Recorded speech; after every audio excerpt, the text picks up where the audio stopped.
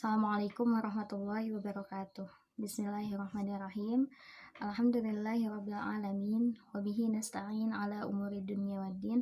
Wassalatu wassalamu ala asyrofil anbiya'i wal mursalin wa ala alihi wa sahbihi ajma'in. Amma ba'du. Alhamdulillahirabbil alamin. Teman-teman sekalian, pada kesempatan kali ini izinkan saya bersama dua rekan saya untuk menyampaikan pembelajaran pada kesempatan kali ini. Pada kesempatan kali ini, alhamdulillah Allah masih memberi kesempatan untuk kita bisa tetap menjalankan pembelajaran ini di tengah keadaan yang seperti ini di tempatnya masing-masing. Semoga keadaan ini tidak menyurutkan semangat teman-teman untuk tetap mengikuti pembelajaran ini. Saya bersama dua teman saya, Imam Mustafa dan Lulu Wildah, akan menjelaskan tentang Qiyas Istiqra'. Saya sendiri akan menjelaskan terlebih dahulu pengertian daripada Qiyas Istiqra' itu sendiri. Secara logawi, istiqra' itu artinya penyelidikan atau penelitian terhadap sesuatu.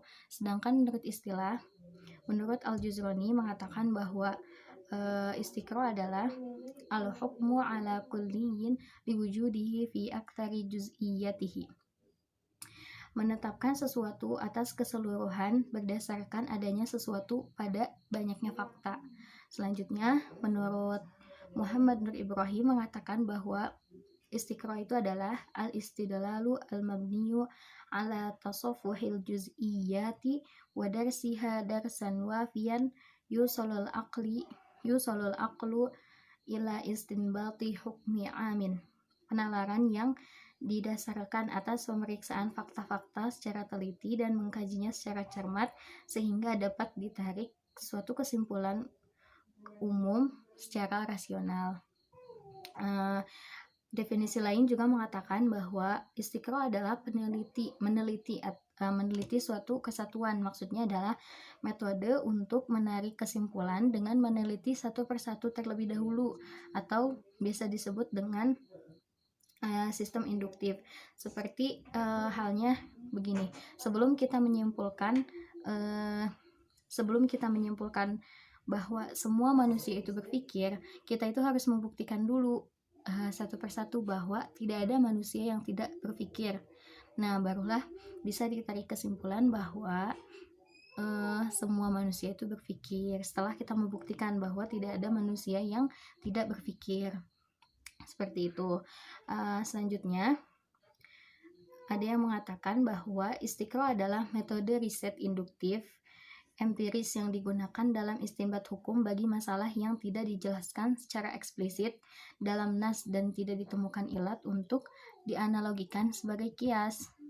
Nah, dikuatkan lagi bahwa istiqra' adalah metode penelitian atau pemeriksaan atas berbagai hal dalam sebuah masalah yang menghasilkan sebuah kesimpulan hukum untuk keseluruhan. Nah, metode ini biasanya digunakan oleh para ulama untuk menyimpulkan hukum yang tidak dijelaskan di dalam Al-Quran. Bukan hukum, menyimpulkan sesuatu lah gitu, yang tidak dijelaskan dalam Al-Quran ataupun hadis. Sehingga tapi berdasarkan fakta-faktanya gitu. Tidak ada dalilnya dalam Al-Quran dan hadis, tapi berdasarkan fakta yang ada, kejadian-kejadian gitu. Nah, seperti halnya para ulama itu menyimpulkan bahwa usia termuda perempuan itu mengalami menstruasi pada usia 9 tahun. Di dalam Al-Quran itu tidak ada dalil Al-Quran maupun hadis yang menjelaskan seperti itu. Mengapa para ulama bisa menyimpulkan seperti itu? Karena berdasarkan fakta, bukan berdasarkan dalil Al-Quran maupun hadis, tapi berdasarkan fakta kalau biasanya wanita itu haid pada usia 9 tahun gitu, paling mudanya pada usia 9 tahun gitu, bukan berdasarkan dari dalil Al-Quran dan hadis. Seperti itu. Contoh lain seperti para ulama juga menyimpulkan kalau durasi wanita haid itu biasanya 7 sampai dengan 10 hari. Nah, hal ini juga tidak dijelaskan di dalam Al-Quran dan hadis. Tidak ada ayat Al-Quran maupun potongan hadis yang menjelaskan bahwa wanita itu haid durasinya sekian gitu, tidak ada. Tapi disimpulkan berdasarkan fakta-fakta di lapangan gitu, fakta-fakta yang ada bahwa ya biasanya perempuan itu haid paling lama 7 sampai dengan 10 hari seperti itu. Cukup sekian dari saya. Selanjutnya akan dilanjutkan oleh teman saya Lulu Wilda yang akan menjelaskan bagian daripada kias istiqro ini.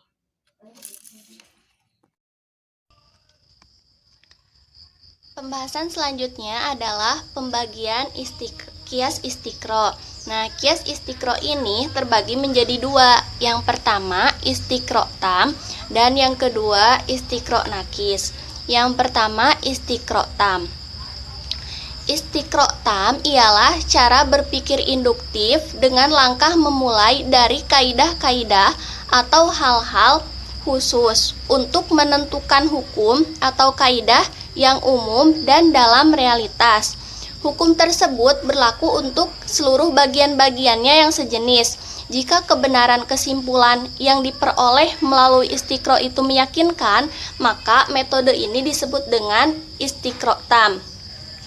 Menurut pendapat lain, istiqro tam yaitu suatu penyelidikan yang didasarkan atas penelitian seluruh juz'iyah yang daripadanya terbentuk suatu kuli dan memberlakukan hukumnya atas kuli istiqro.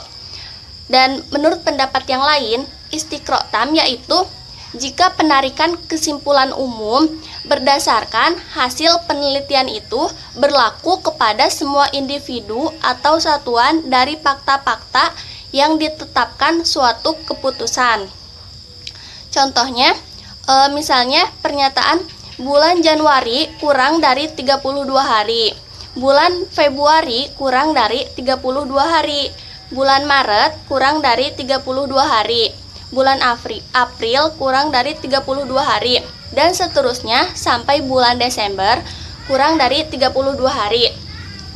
Maka dapat ditarik kesimpulan bahwa semua bulan Masehi kurang dari 32 hari. Nah, dan kesimpulan tersebut merupakan sesuatu yang pasti karena didapatkan dari fakta-fakta dari bulan Februari sampai Desember. Nah, dan kesimpulan ini disebut dengan istiqro tam.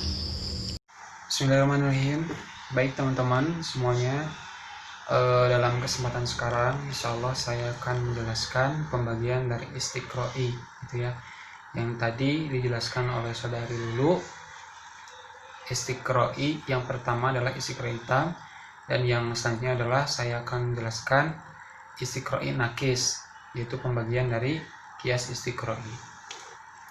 Apa itu istiqro'i nakis? Istiqro'i nakis adalah penarikan kesimpulan induktif seperti yang berlaku pada istiqro'i tam, gitu ya. Tetapi kebenaran kesimpulannya itu relatif meyakinkan. Jadi tingkatan kebenarannya itu hanya sampai tingkat don gitu ya, ataupun secara umumnya adalah benar. Seperti contohnya kita ambil kambing jika makan rahang bawahnya bergerak, kerbau jika makan rahang bawahnya juga bergerak gitu. Apalagi monyet jika makan ya rahang bawahnya bergerak gitu. Nah, tentunya dengan mengamati hal tersebut berarti setiap hewan jika makan rahangnya bergerak. Nah, namun kesimpulan tersebut diyakini benar secara umumnya gitu ya. Secara umumnya saja diyakini benar gitu. Sebab ada hewan yang jika makan rahang bawahnya itu tidak bergerak, seperti halnya buaya. Nah, oleh karena itu kebanyakan pakar ahli mantik menggabungkan istiqro ataupun kias istiqro ini pada lawahikul kias ataupun pelengkap kias gitu. Jadi tidak menggabungkan kias istiqro ini pada kias mantiki. Nah, tetapi meskipun hanya menggabungkan pada lawahikul kias, para pakar ulama tetap mengakui dan mempertahankan kias istiqroi. Jadi kias istiqro semacam ini sebagai metode pemikiran hanya menghasilkan kesimpulan secara umum saja dan benar. Kita ambil contoh lain. Contohnya dari benda padat. Besi jika dipanaskan memuai, gitu ya. Emas jika dipanaskan memuai. Begitu juga tembaga, terus aluminium, perak, itu jika dipanaskan memuai gitu. Dan seterusnya, pokoknya semua benda padat jika dipanaskan memuai. Nah, semua benda padat ini ya maksudnya bisa memuai gitu ya, lebih lembut dan bisa dibentuk seperti apa yang kita inginkan gitu.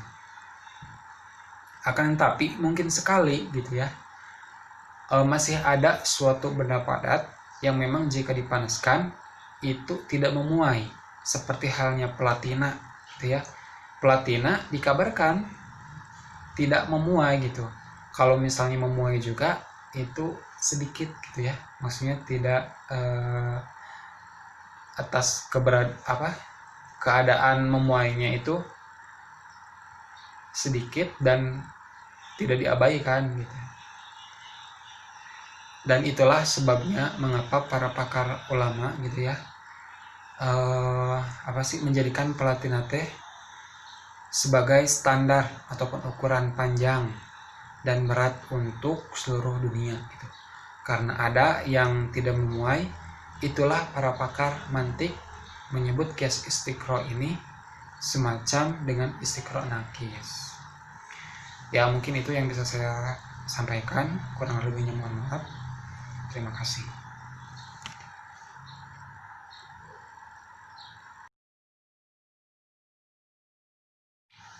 Alhamdulillah pembahasan sudah selesai.